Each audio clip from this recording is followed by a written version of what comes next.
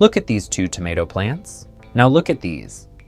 Same variety, same seeds, planted on the exact same day, in the same soil, getting the same sun and the same water.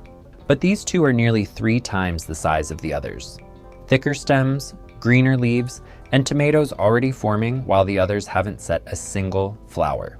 The only difference? One simple homemade mix. And the ingredients are almost certainly sitting in your kitchen right now.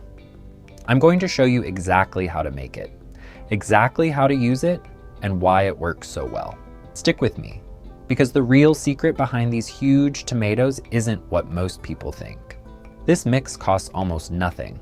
No expensive bottled fertilizers, no special trips to the garden center, just a handful of pantry staples you probably already own. I call it the tomato booster, and the first time I showed it to a gardening friend of mine, he didn't believe the results were real. He thought I'd swapped the plants when he wasn't looking. He hadn't. He made a batch himself, and 3 weeks later he was calling me asking why nobody had told him about this sooner. So let me show you how to put it together. This makes a 1-gallon batch. You'll need 5 things. First, 1 tablespoon of active dry yeast, the same kind you'd use to bake bread. Second, 2 tablespoons of molasses. If you don't have molasses, plain cane sugar or white sugar works too. Same amount. Third, 2 tablespoons of powdered milk plus 1 teaspoon of apple cider vinegar. That's your calcium component, and I'll explain why that matters in a minute. Fourth, 1 tablespoon of baking soda. And fifth, 1 gallon of lukewarm water, somewhere around 90 to 95 degrees. One important note on the water: don't use chlorinated or fluoridated tap water if you can avoid it. Those chemicals kill the very thing that makes this mix work. Rainwater or spring water is ideal. Now here's the order. Start with your warm water and stir in the molasses or sugar until it's completely dissolved. This is the food your yeast is going to feed on, so make sure it's fully mixed. Then sprinkle your tablespoon of yeast across the surface. Don't stir it in, just let it sit on top. Within a couple of hours, you'll start to see a foamy, beer-like head forming. That's the yeast waking up and multiplying. If this is your first time, I'd let it sit overnight just to be sure your yeast is alive and active. Once it's foaming, stir in your powdered milk and apple cider vinegar, and finally your baking soda. Give it a gentle stir, and that's it. Your tomato booster is ready. One quick tip: if you store this in a jar, keep the lid loose or cover it with a cloth. The yeast is still producing gas, and a sealed jar can build up pressure. You don't want that. Now let's talk about how to actually use it, because this matters just as much as the recipe. Before you apply it, give your soil a light watering. This protects the roots and prevents any shock. Then pour the mix at the base of the plant, into the soil, not onto the leaves and not directly on the stem. The roots are where the magic happens. Your dose scales with the size of the plant. For tiny seedlings, just a few drops around each one. For a small plant, about 1/4 cup. Medium size, 1/2 cup.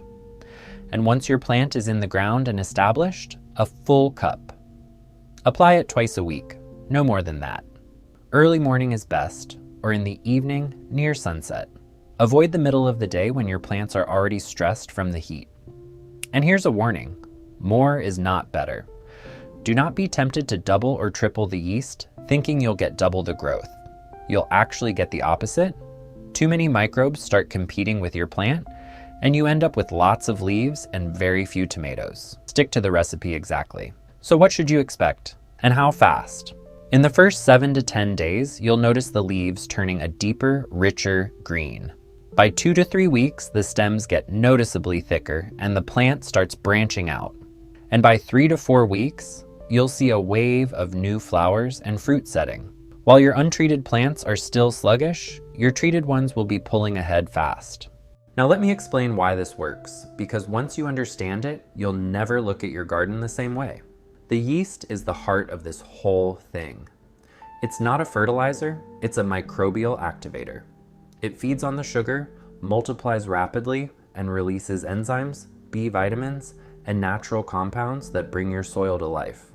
It also feeds the beneficial bacteria and fungi already in your soil, and it unlocks nutrients that were locked up and unavailable to your plant. The powdered milk and apple cider vinegar are your calcium delivery system. Tomatoes constantly struggle to take up enough calcium, and that's what causes blossom end rot, those ugly black spots on the bottom of the fruit. The calcium and lactic acid here feed straight into the plant, strengthening the cell walls and giving you cleaner, healthier fruit. The molasses does more than just feed the yeast.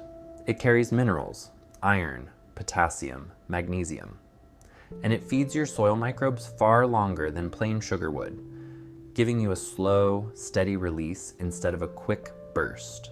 And the baking soda balances the pH at the soil surface and creates conditions that suppress fungal diseases. It keeps the root zone stable and the plant protected. But here's the real secret, and this is the part most people miss. This mix is not a fertilizer. It's a soil biology accelerator. You're not force-feeding the plant, you're feeding the soil and waking up the living network of microbes that the plant depends on. Huge tomatoes don't come from chemicals. They come from rich, living, biologically active soil. Get the soil right, and the plant does the rest on its own.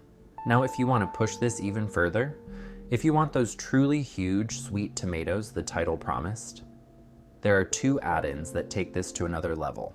Add 1 teaspoon of Epsom salt to your batch. That's magnesium, which gives you greener leaves and stronger photosynthesis. And add 1 teaspoon of wood ash. That's pure potassium. And potassium is what gives you bigger fruit and sweeter, less acidic tomatoes. Those 2 together can be the difference between a good harvest and a jaw-dropping one. So that's the whole formula. Simple, cheap, and made from things you already have. Feed the soil, not just the plant, and your tomatoes will reward you with a harvest you didn't think was possible. If this helped you, do me a favor and hit that like button, and subscribe so you don't miss the next one. I've put the full written recipe down in the description so you can save it for your next batch. Now go make a batch, try it on just a couple of plants, and watch what happens. Happy gardening!